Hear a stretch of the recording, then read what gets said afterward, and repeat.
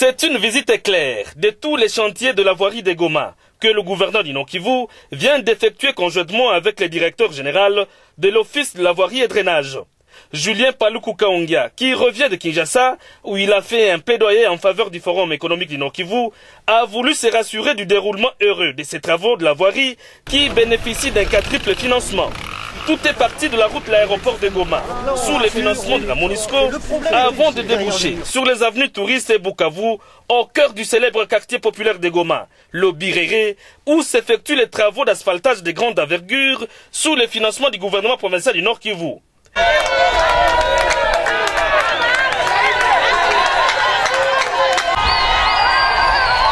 Tunashukuru mkubwa zaidi anatutengenezea barabara, vraiment toujours tunaweza muita namna gani. Sous les yeux qui traduisent la plus grande satisfaction des populations du coin, cette délégation s'est également rendue compte de l'avancement des travaux du collecteur, du grand collecteur qui recueillera désormais les eaux de l'aéroport de Goma jusqu'au lac Kivu. D'abord, je tiens à vous dire que je reviens de Kinshasa, où je suis allé faire un plaidoyer pour les forums économiques. Je suis allé solliciter auprès de la direction de l'immigration pour qu'on nous accorde les visas volants pour nos 500 invités qui vont arriver. La ville de Goma est sous un quadruple financement. Il y a d'abord le financement du gouvernement central, le financement du gouvernement provincial, le financement de l'Union européenne et le financement de la MONUSCO.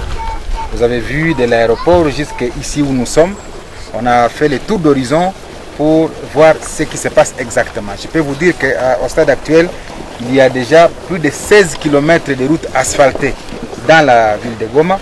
Il nous reste autour de 23 km de routes que nous devons asphalter d'ici la fin de l'année 2015, ce qui est une très bonne nouvelle. Sentiment de satisfaction pour le gouverneur du Nord-Kivu qui tient mordicus à la réalisation de la révolution de la modernité prônée par le chef de l'État Joseph Kabila dans les secteurs de route. Donc nous demandons seulement à la population de toute la province du Nord-Kivu, de Goma aussi en particulier, de s'approprier des ouvrages que nous sommes en train de construire.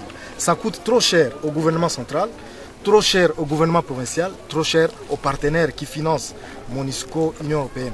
Donc il faut s'approprier ces ouvrages, ne pas jeter les immondices dans les caniveaux, ne pas brûler les pneus sur les routes, ne pas vandaliser ces ouvrages, ça vous appartient, ça appartient à la population.